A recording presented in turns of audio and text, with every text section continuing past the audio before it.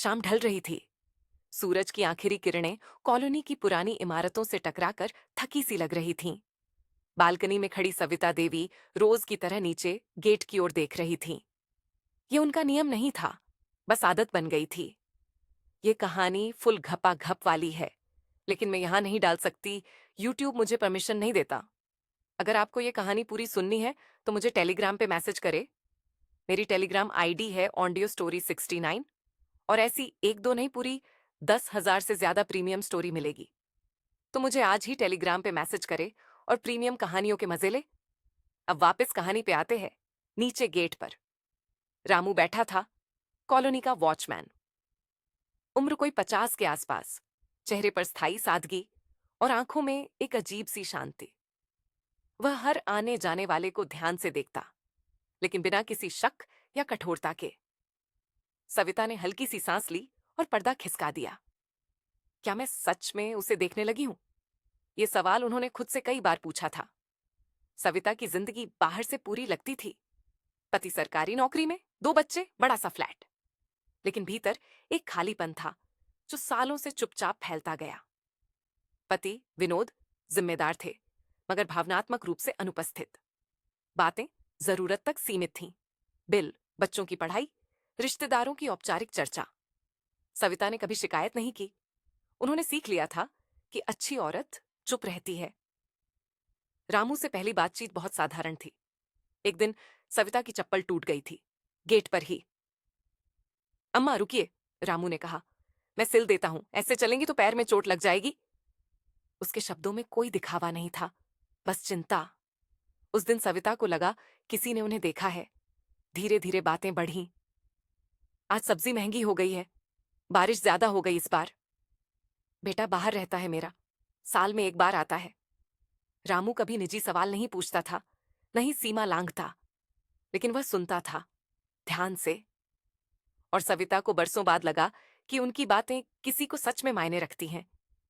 रातें सविता के लिए सबसे कठिन होती थीं।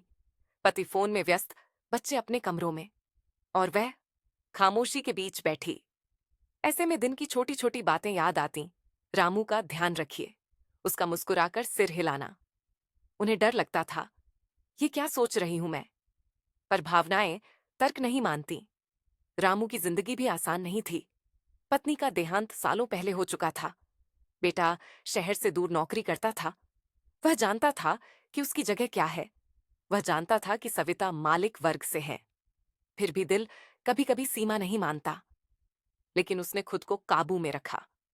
एक दिन सविता बीमार पड़ गई। बुखार तेज था। पति ऑफिस, बच्चे कॉलेज। नीचे से रामू ने पूछा, अम्मा आज बाहर नहीं दिखी, सब ठीक है? ये एक साधारण सवाल था, लेकिन सविता की आंखें भर आईं। किसी ने उनकी अनुपस्थिति नोटिस की थी। उस दिन रामू ने डॉक्टर बुलाने में मदद की, दवा लाई और चुपचाप चला गया। कोई एहसान नहीं जताया, कोई उम्मीद नहीं रखी। और शायद वहीं सविता का दिल हार गया।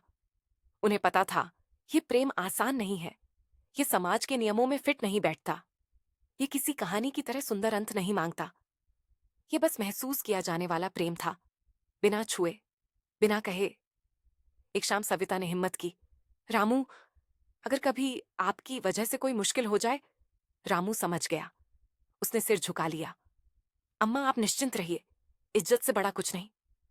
उस जवाब में प्रेम भी था और त्याग भी। समय बीतता गया।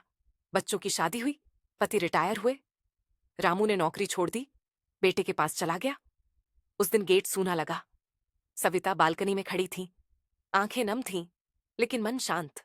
उन्हें पता था कुछ रिश्ते साथ रहने के लिए नहीं होते, कुछ बस ये याद दिलाने आते हैं कि आप अब भी जिंदा हैं। सालों बाद एक चिट्ठी आई, रामू की लिखावट में, अम्मा आपकी वजह से मैंने खुद को फिर से इंसान समझा। धन्यवाद, बिना कुछ मांगे मुझे सम्मान देने के लिए। सविता मुस्कुरा दी। यह कहानी फुल घपाघप वाली है, लेकिन मैं यहां नहीं डाल सकती, यूट्यूब मुझे परमिशन नहीं देता। अगर आपको ये कहानी पूरी सुननी है तो मुझे टेलीग्राम पे मैसेज करें। मेरी टेलीग्राम आईडी है ऑडियो स्टोरी 69। और ऐसी एक दो नहीं, पूरी 10,000 से ज्यादा प्रीमियम स्टोरी मिलेगी। तो मुझे आज ही टेलीग्राम पे मैसेज करें और प्रीमियम कहानियों के मजे ले। अब वापस कहानी पे आते हैं।